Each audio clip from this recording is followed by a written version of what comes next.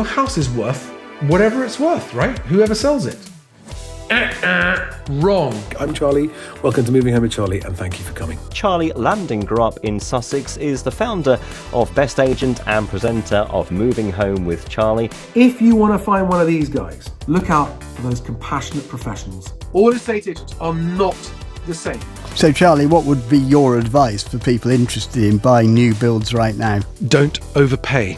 Do buy, but don't overpay. That's why I say disregard the guff. Read into the numbers and look, and it's buried. The bad news is buried in the small print, okay? Good evening, everyone. Welcome to the Property Press Awards. They may or may not be telling the truth, but you should form your own view. Get out and view, get out and view, get out and view. You cannot be in a position to make offers and have no offers accepted if you're not viewing. So be out there viewing. Pay attention to the back of the class. If you've not been watching my videos, I did one just a couple of days ago. Disregard the guff, guys.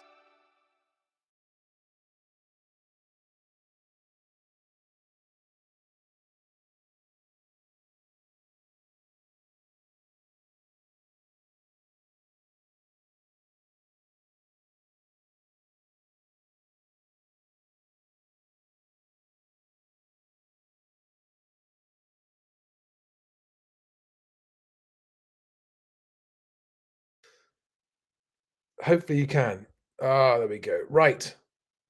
Good evening, everybody. Welcome to another live stream. It's Monday, the 4th of August, 2025. I'm Charlie Lambden. This is Moving Home with Charlie, where I share my experience of 30 years in the house with many hats on, but mostly as a provider of software and technology services to the estate agency industry. Before that, I was in the city. My goal here is to share with you the cold, hard truth from behind the scenes of the moving industry so that you have a better chance of being able to afford to buy a home that you can then keep and not lose money on. And of many messages I have on this channel, my number one message is, if you found a home that you want to live in, always buy it if that's what you want to do to own a home, as long as you're not overpaying. On Friday, the 1st of August, the Times put out an article, which I'm going to go through in detail in this live stream with you, that shows that 35% of everyone who bought with Help to Buy that has subsequently sold has sold for less than they paid. And recently, that number's gone up to 45%. And I think that if more people knew about these facts and figures, they'd be much more careful before buying a home. And yes, Help to Buy is just for new builds. And yes, new builds are much more overpriced than non-new builds. But the lie that was successfully sold to hundreds of thousands of people was house prices always go up. This is patently not true. Yes, it affects flats more than houses. And this is predominantly about flats and new build houses. Fewer of those have been sold for less than they were paid for, less than they were bought for, but still some. But let's just get into this. I'm going to do three things. I'm going to show you, first of all, the article, and then I'm going to show you, so hang on, let's just get this up on the screen. So this is the article I'm going to go through with you. All right, it's a Times article. Then I'm going to go through this thread on Reddit 4 days ago, which one of my followers kindly shared with me today. Someone asking, should we sell our Help to Buy flat at a £70,000 loss? I'll go through that in detail and give you my answer. And also I will share with you and go through this graph by Housing Stig, my friend Alex Groundwater, which shows without doubt that every time the government intervenes, affordability gets worse. All right, but let's go back and start with this. Who have we got there tonight? Marcin, Leo, hi there. Changes coming, Naida, Ricky, Boss. Listening on the train to London is called. Yeah, check. Right, let's get into this. I'll get it bigger over here. So I want to go through this article carefully because I think it's important. So they've got someone, this is the Times, and this article is linked to below, and unusually it's not behind the paywall. This article is not behind the paywall. The link is in the description below. I wish I had never bought my Help to Buy flat. It's lost £40,000. The scheme was meant to be a leg up onto the property ladder, but more than a third of those who use it to buy a flat could be worse off than when they started. It's by George Nixon, the senior money reporter. If Connie Duxbury could go back in time, she never would have bought her Help to Buy flat. When Duxbury, 30, and her husband were paying £1,500 a month in rent for a one-bed flat in Hammersmith in 2020, the Help to Buy scheme appeared to be a quick way onto the property ladder.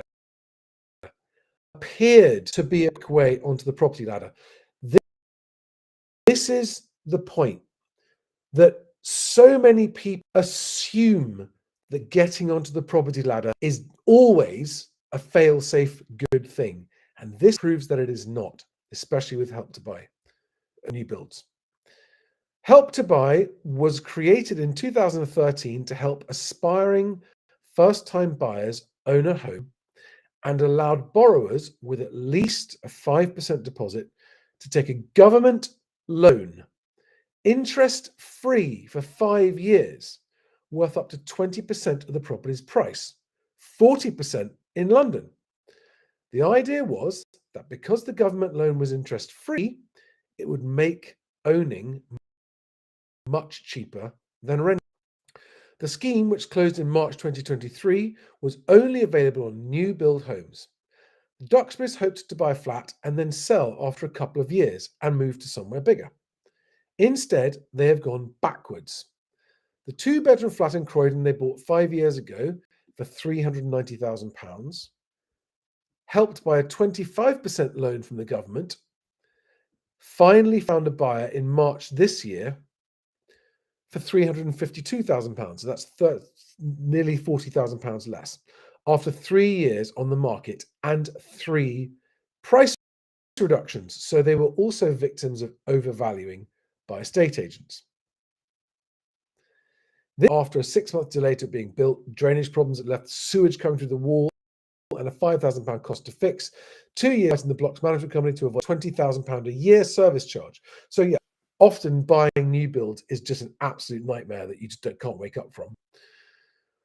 While what they owe to the government has fallen from £97,500 to £88,000 in line with the fall in the property's value, they also still owe £270,000 on their mortgage, almost as much as their original mortgage of £273,000. So after 5 years of paying off their mortgage, they only owe £3,000 less than when they took it out. Now that's a whole other topic about the.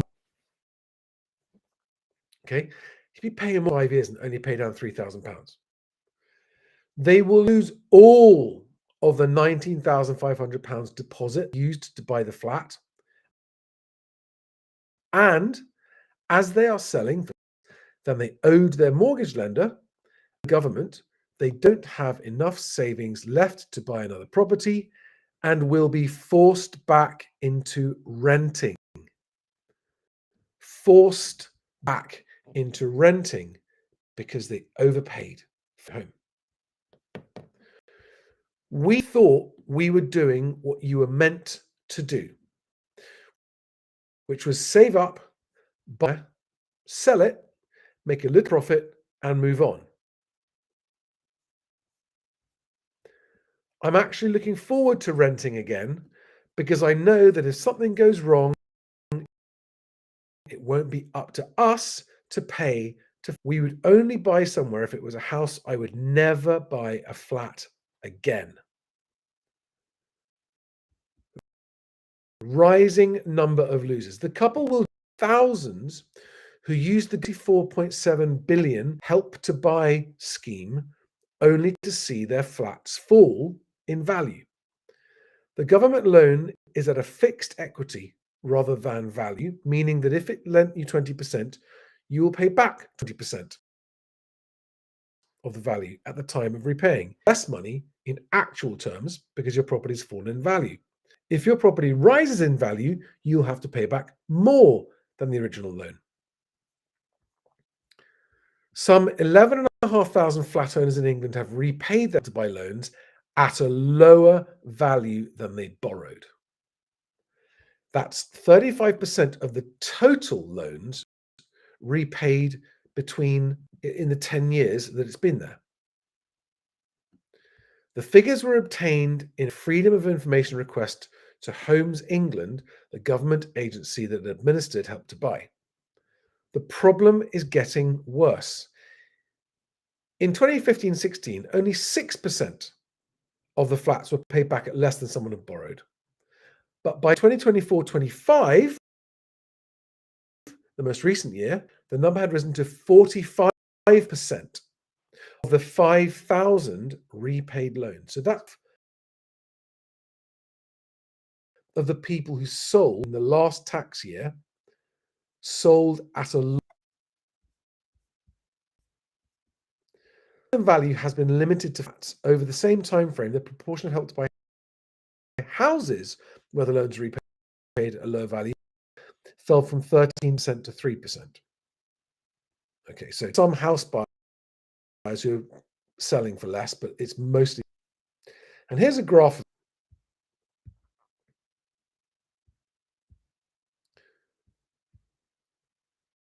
So the dark lines, this goes back to 2013 and comes up to 24. The dark lines are people who sold for more, the percentage of people who sold for more than they paid. And you can see that in the first few years, most of them sold for more than they paid. And the orange lines are the percentage of people who sold for less than they paid. And in the last 4 years, so since 2020, 40% or more, between 40 and 45%, have sold their Help to Buy new build flat for less than they paid for it. Please let that sink in. How many of those people do you think would have continued with buying their Help to Buy if they'd known that 40% in 2020, 40% of them were selling for less than they paid for it? I don't know about you, but that makes me need a drink. I'm not on tea tonight, I'm on Guinness.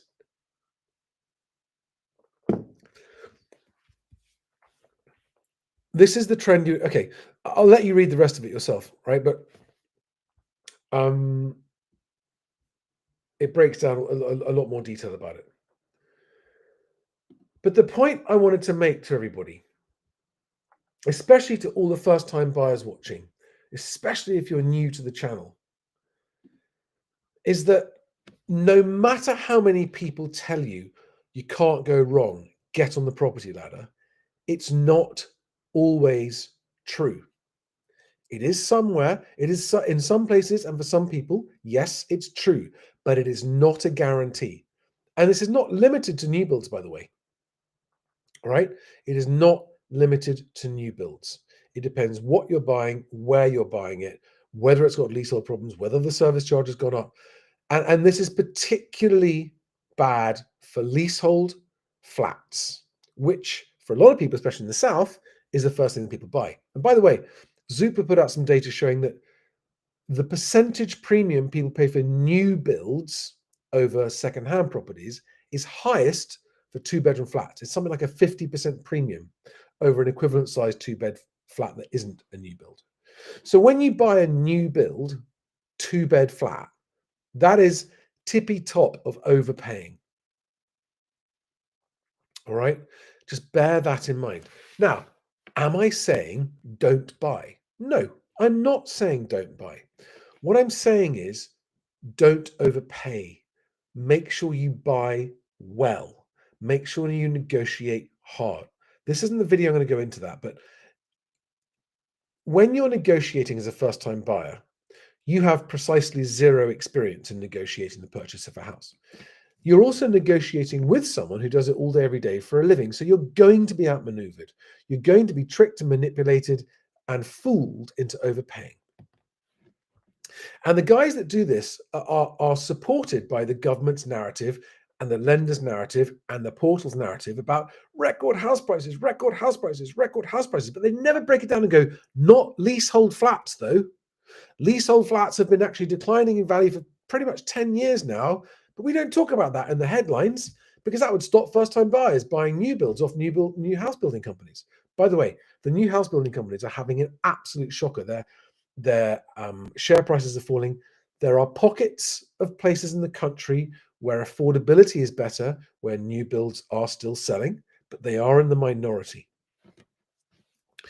Now I want to go onto the second thing, which was this. Let's just quickly check for comments. What have we got here? What do we have here?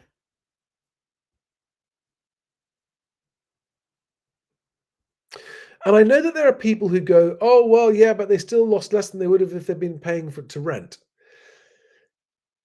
Not always necessarily true, because you're not factoring in what they've paid for repairs and maintenance. And even on a new build, you have to do that. Wow. Chris Tarling says, my ex bought using Help to Buy. Between the new build premium, the ever increasing service charge, and now an unfixed mortgage, she's underwater in a big way. So what is it that stops first-time buyers from seeing this? They get sort of rose-tinted spectacles and glazed, I've been saving up for so many years, I just want to get the property ladder at almost any price. If you do that as a first-time buyer, you cannot be surprised if you get caught out. You've got to go in with your eyes open.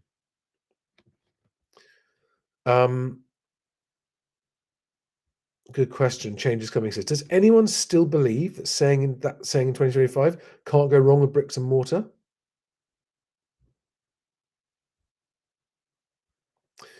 Guys, I'm really sorry about the glitching. I never know when I'm on the road and I'm doing these live streams. The internet here is fast, but it's obviously dropping in and out, and I'm really sorry about the glitching. There's nothing I can do about it.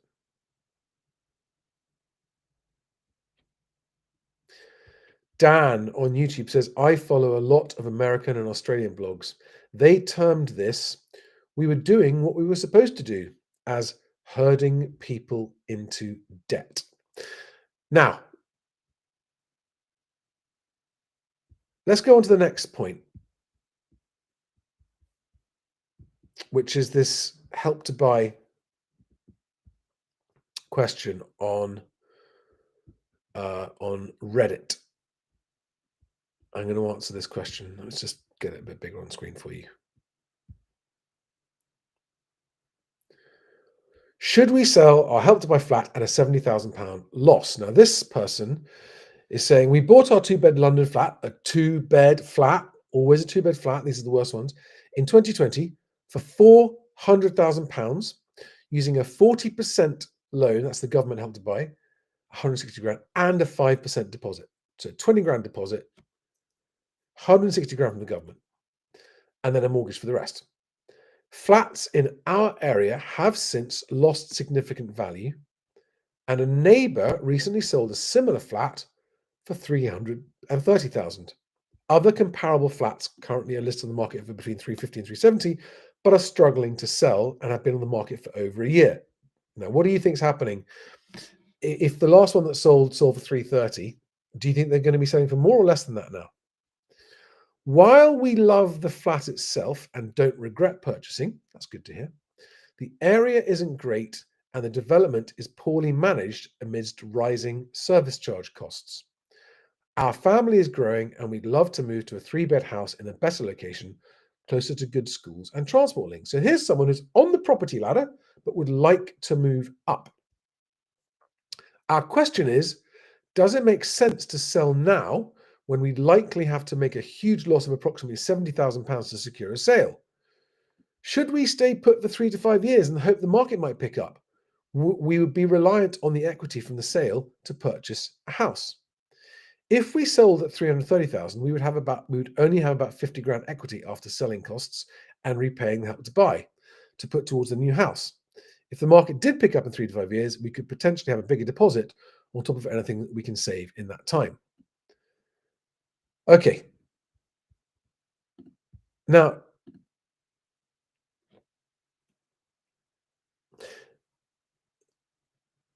There are two scenarios here. Let's just talk through both scenarios, because in my view, the answer here is obvious.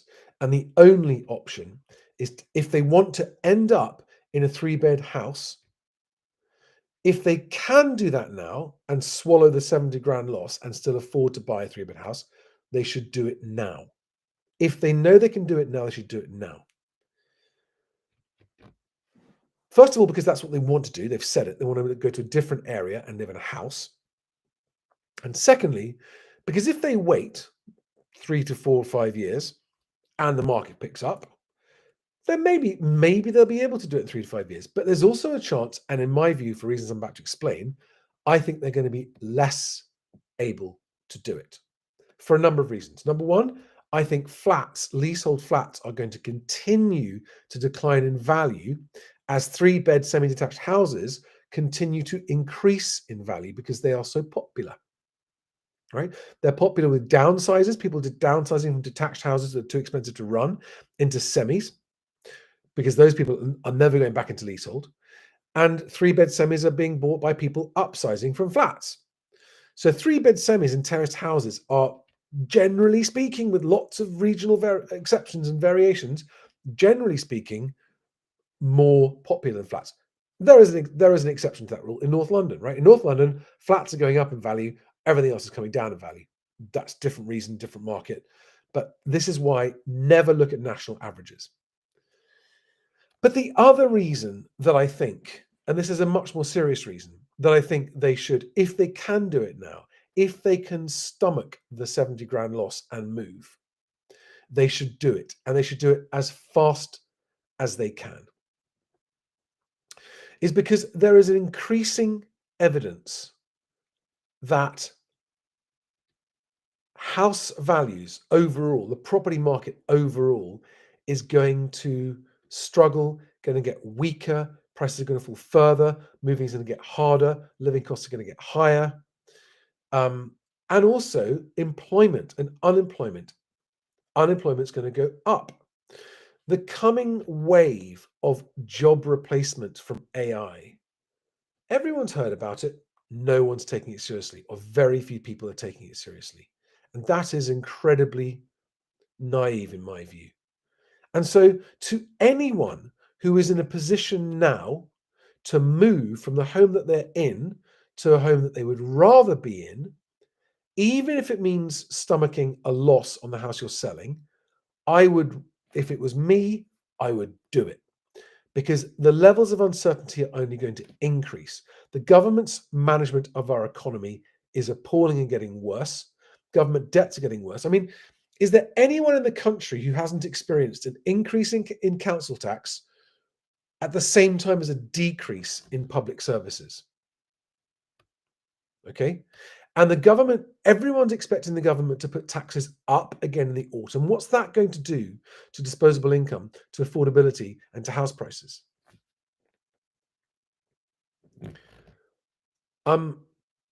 And so, leaving aside financial considerations, my point is that for this particular person asking the question, if they, stomaching this loss, are in a position to move now, that's why they should move now, because there's no telling what the scenario is going to be like in 3 or 4 or 5 years' time. It could be better, but the risk is it could be worse, and they may never have a chance to move again, and they might look back and regret. And so, in this scenario, which is the bigger mistake?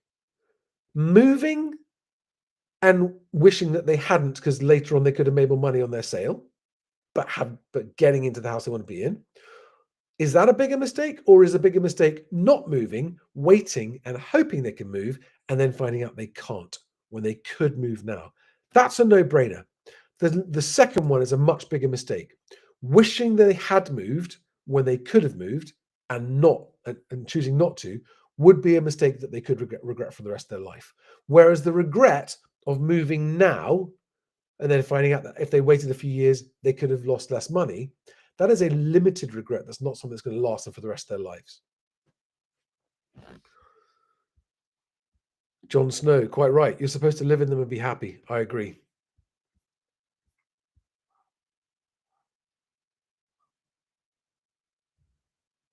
You see, there are so many moving parts here. Now, this particular buyer, the buyer in the Times article said that we're looking forward to going back into renting because they won't get any price shocks in terms of maintenance price shocks. And I think that's true.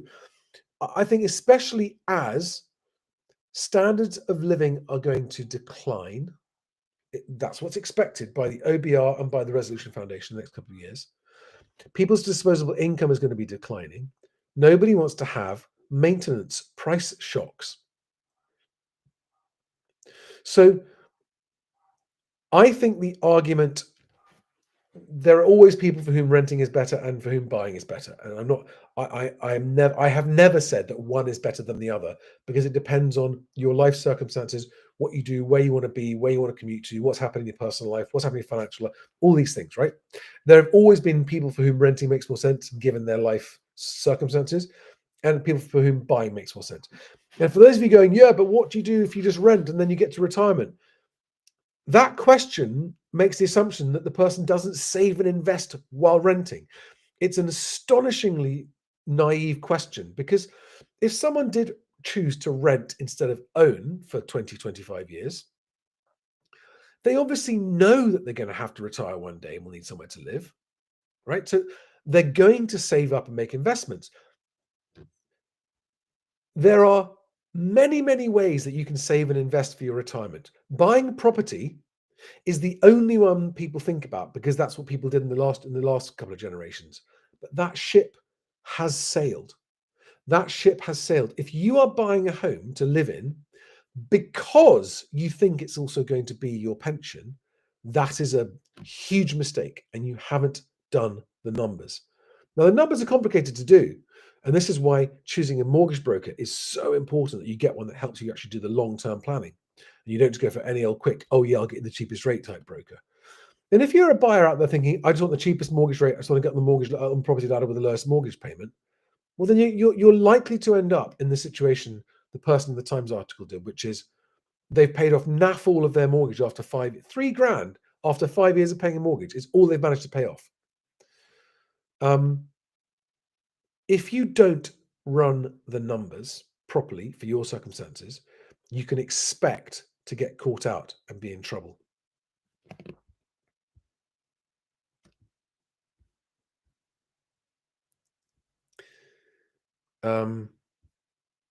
Right, guys, that's all I wanted to cover this evening. Do we have any more questions?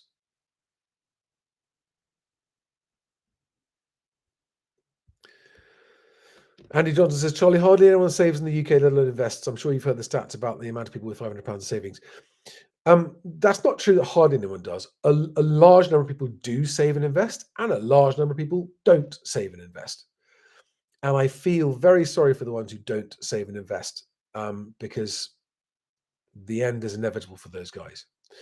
The basic argument, if you choose to rent rather than buy long term, and then is that when you pay rent, the rent is the maximum you're ever going to pay. Whereas when you pay a mortgage, the mortgage is the minimum you're ever going to pay for living in that house. Because when you rent, your rent includes maintenance and repairs. If they're just repairs from the building, the roof, that kind of stuff. If you damage a property yourself as a tenant, you've got to repair it, obviously. But and no one ever factors in those other costs in their renting versus buying equation. And if you were to save and invest well for the duration of your working life, you're going to have many more options. Maybe you'll have enough of a nest egg to buy a place outright and live in it. You'll have the options. Or maybe you have an income from your savings investments that's going to pay your rent. Because there are people, I mean, when you get into your old age, what you don't want is property maintenance problems. You just don't want that. There's a lot of argument that says if you've got a good landlord, it's not going to be selling up anytime soon. Renting is good because you pay your rent. That's all you're ever going to have to pay. And if your savings and investments, the income from that covers your rent, you are laughing. You're laughing more than someone with a property to own. And that's why we see so many properties coming to the market now in a terrible state because people haven't maintained them. And you've got people who bought a house 10, 15 years ago. They may have done it up back then And in their mind, it's still the same as when they bought it. And it's not. It's got 15 years of wear and tear in it. And buyers are looking at those houses now going, that needs a total refurb. Anyway.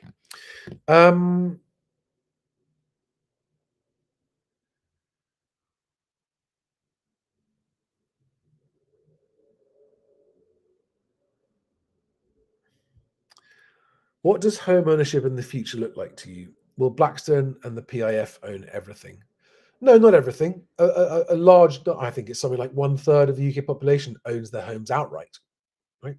Those guys, I mean, unless they end up having to do an equity release mortgage to cover their retirement costs, then they might end up eventually those being owned by banks rather than by their family.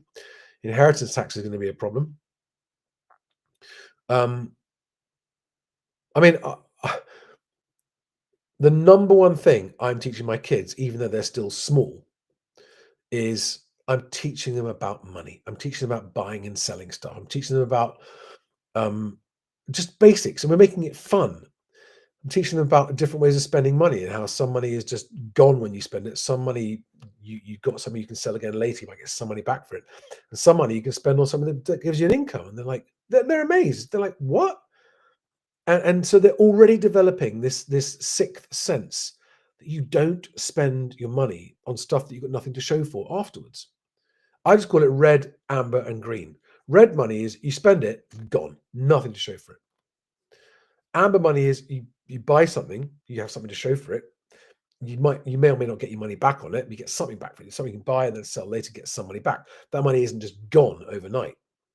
And also maybe it's something, and then green money is where you buy either an income producing asset or you invest in a skill that gives you a marketable skill that you can sell. That's another way of investing money. So I'm just using it in kid terms, but I'm making sure that they understand that better than anything else, because that is the number one reason so many people have been caught out by things like Help to Buy.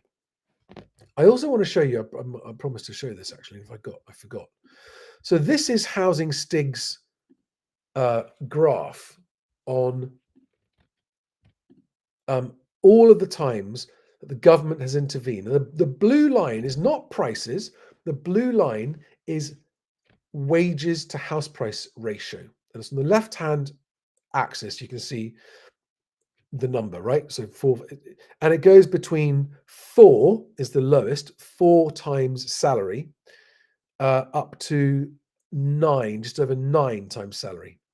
And this goes back all the way back to the late 60s. So kind of 50 years. And I'm just going to get rid of my logo there.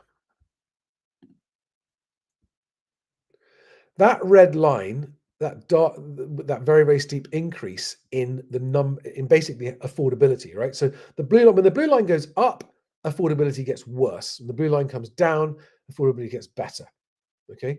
And between 97, which is when Labour came to power last time, and they loosened lending, you saw this massive spike. Now, you've got to understand, this is what Alex says every time he's on the show, right? When you increase lending multiples, so multiples of salary and lending duration, when you loosen lending, affordability gets worse. It's a cold, hard mathematical fact. When you loosen lending, affordability gets worse because prices go up faster than wages. And then we had the downturns in 2008, 2009, when the blue line came down a little bit, but only came down to about 6.5, between 6.5 and 7. And then it kind of bumbled along there for a bit, between 6.5 and 7. And then when Help to Buy came in, up it went again. And it went up from 7 up to a peak of 9 times salary. The average house price is 9 times the average wage. All right. So when we hear stories about the government choosing to loosen lending again now, is that a good thing or a bad thing? Uninitiated first-time buyers are going to go, that's great, I can afford a house.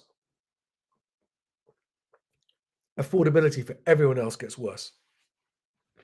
And that is why we should publicly and vociferously resist any government hints that they are planning. I mean, they're already doing it. They're already talking about 6 times salary, longer lendings, increasing the percentage of people that lenders can lend mortgage to at 6 times salary. And I mean, that's actually, house prices aren't going up. They're still kind of coming down, which tells you what would be happening to prices if they weren't doing that, because affordability has been improving slightly. Anyway, guys, let me wrap this up.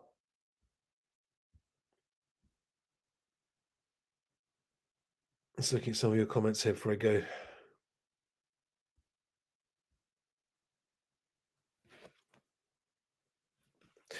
Most people go into buying a house the first time with absolutely no clue what it's going to cost them. They just think it's the mortgage payment and that's it.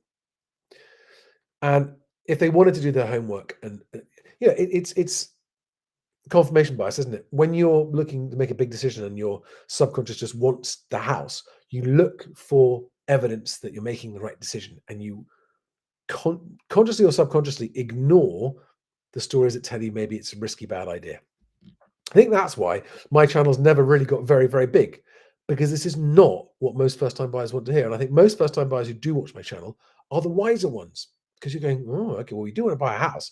We don't want to just believe in ever rising house prices and end up being stitched up. So, guys, if you are a first-time buyer, be prepared. Before you go out, before you're about to offer, be prepared. In the description below, I've linked to my offer email template, right? I'm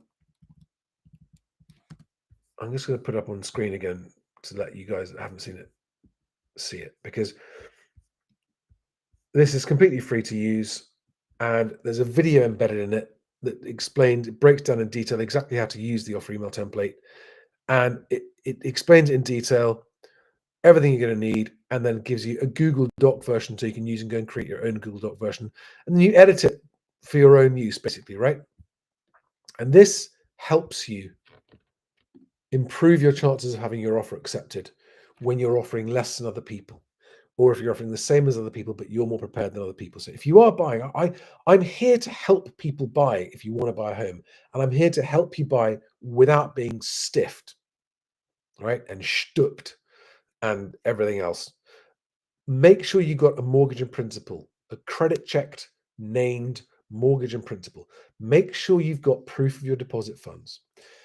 And when you're about to offer, that is the point at which you want to engage your conveyancer, who is the law firm that's going to act on your behalf in your purchase, and ask them to approve your source of funds, right? So approved source of funds, proof of deposit funds. Actually, the approved source of funds from your lawyer confirms that they've seen the funds, so you don't need to then give proof of deposit funds. The mortgage in principle, the fact you've got a conveyancer appointed will speed things up, and the offer to buy your property search pack. Immediately the seller accepts your offer and releases their paperwork, so you know that they're not a time waster, because there are a lot of sellers who are astounding time wasters, who once they then get an offer and accept it, they go, oh, actually, we don't want to sell. Believe me, there are so many like that. So get your mortgage broker first. Always talk to an independent whole of market mortgage broker. Not because you can't get a good rate from High Street Bank, but because a High Street Bank won't want to talk you through all of the other options you've got and why you should consider different kinds of products. It's not about the rate, right? When you buy a car, you don't just buy a car for its 0 to 60 figure and nothing else. You buy it for, has it got the right number of doors? Is it the right fuel economy? Is it the right size, safety, all these things, right? And it's the same with a mortgage. You want to get a mortgage product that suits your life circumstances. Getting a mortgage that's got the lowest rate is like getting a car with the fastest 0 to 60 time. It's it might be very fast, but you're not going to get anyone else in it, and it's going to break down, all those kind of things. All right. Guys, thank you for following me. Thank you for watching. If you're listening on podcast, all of these live streams are uploaded onto Spotify and Apple Podcasts. Just look for Moving Home with Charlie on Spotify or Apple, and you'll find them there. So if you haven't got time to watch my rambles, you can listen to my rambles instead. And if you haven't signed up for the newsletter, then do. It's mhwc.co.uk uk/newsletter. Links to all of my, there's a link to all of my links in the Linktree link below, and in the show notes below the podcast. Thanks for watching. I really appreciate it. Sorry about the glitchiness tonight. I'm going to blame the hotel, not me. And no, you see, Rubarbino says don't pay for mortgage advice. That's really short-sighted thinking. That kind of attitude is exactly why so many people end up taking out the wrong mortgage. It is a false economy, right? As long as you get a good independent whole of market mortgage broker who actually cares about your long-term financial well-being, do pay for mortgage advice, because it will pay you back in spades. Like if there was no value in it, nobody would pay for it. There is value in it. And Rubarbino is absolutely wrong when he says that, provided you get a good quality broker. And if you can't find a good quality broker, talk to my guys, right? mhwc.co.uk/mortgage. I trust them completely to look after your best interests. That's why I've been working with them for several years. I'm still rambling.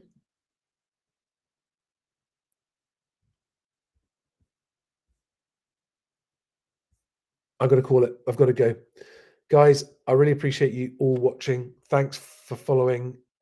Follow me on X for daily updates on everything. Subscribe to the newsletter. Always buy a home. Don't overpay. Never overpay. And I'll see you on the next one. Bye-bye, guys.